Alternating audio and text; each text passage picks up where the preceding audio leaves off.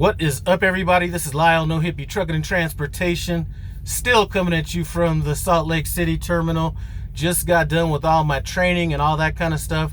Now I'm just sitting here waiting on Myra to bring the other truck up here so I could take a look at it and see if there's any issues with it.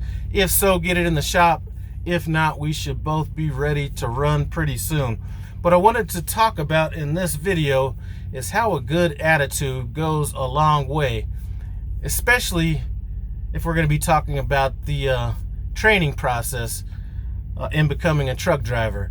And I want to kind of relate it back to my prior profession as being a manager in the mortgage business, and then kind of relate it to trucking down the road. So in about 2005, I was a manager, or at least this happened in 2005. I was a manager in the mortgage industry.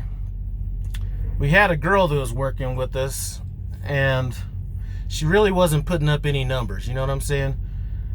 She really wasn't costing the company a lot of money, but you're always going to incur some cost just in marketing, things like that, with somebody that's not performing. The owner of my mortgage company at the time, we were in our meeting, and he said, you know what, maybe it's time to let her go. I just don't see things turning around.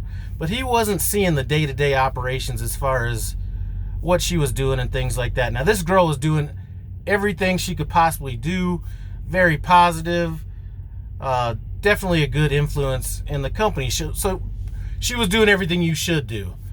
Going out talking to realtors, making phone calls, doing everything. Things just weren't coming into place. So when the owner of my company came and said, you know what, maybe it's time we let her go, I said, you know what, she's really doing everything right. Things just haven't worked for her. Let's give her a little while longer. Well, to make a long story short, she struggled for about 3 more months. The owner of my company brought this up, you know, probably 1 or 2 more times since then. And soon thereafter, she started getting on a roll. All those little seeds she was planting, all those things she was doing started to come to fruition. A little bit further down the road, she became one of the best mortgage brokers in the state of Colorado. She became better than any mortgage banker at my company, and she was like rated at the state level. So had she not had the attitude she would have had, she probably would have got fired. Now, maybe she would have gone on to another company and done the same thing, who knows? But as to how it relates with me, just giving her that time allowed her to flourish. Now, I was speaking to a trainer the other day, and he was talking about his student, and this student was kind of struggling on things that maybe shouldn't be struggling on at the point of training that they were in, but he wasn't going to give up on him because he had a great attitude, things like that. Now, how that relates to trucking is, you know, whether you're out on the pad or you were out with the driver, if you have a bad attitude, it is not really that hard, especially if you're on the pad. And I might even say, especially if you're at Salt Lake City, they are serious about that. This is a job interview, you know, all this kind of stuff. It's the longest job interview you'll ever have, things like that. And I remember when I was on the pad out here, people just getting let go for, and I'm not saying a lot of people, but getting let go for not having the right attitude.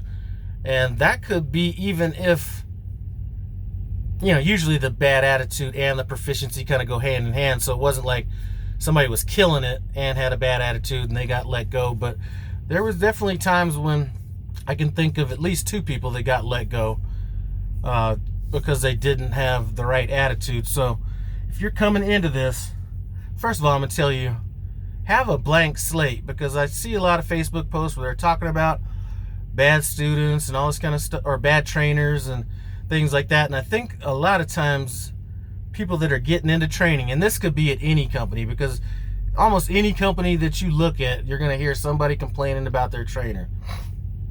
And I'm going to tell you that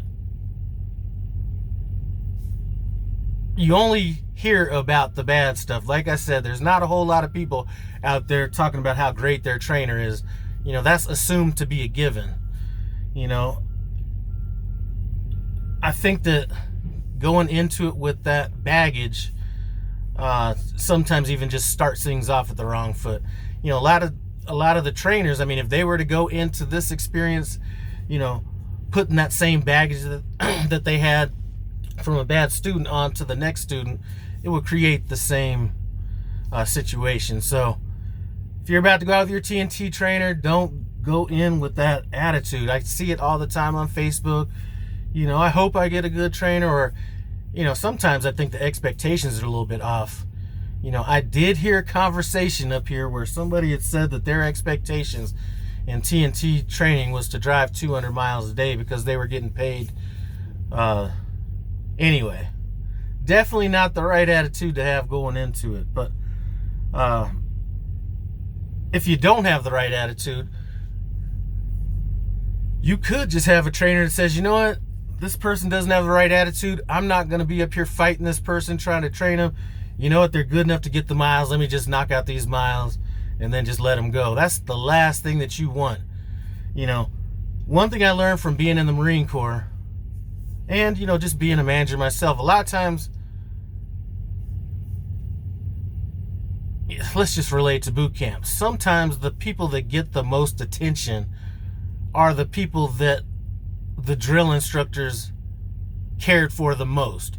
So they may be harder on the people that they care for the most.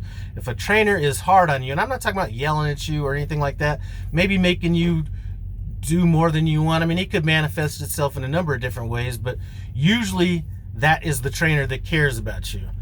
You know, the trainer that may not care about you is the one that, you know, isn't going to be as hard on you, isn't going to be pushing you. So just keep that in the back of your mind. Anyway, I'm just got done with that shower, feel all good and everything. Supposed to be meeting up with Terry at Tim Travels here in a little bit. You could tell I just took a shower. Them knuckles are ashy as who knows what right there. But possibly going to meet up with Terry at Tim Travels. Maybe do a live on both of our channels here in a little bit. And like I said, just waiting for Meyer to come in with the next truck. Kind of looking forward to this PSD portion of training. And I'm running into all different kind of people that I know up here. Anyway, I'm gonna end this quick so I can give a quick shout out to this guy. I appreciate you stopping by No Hippie Trucking and Transportation. Comment, subscribe, and I'm out.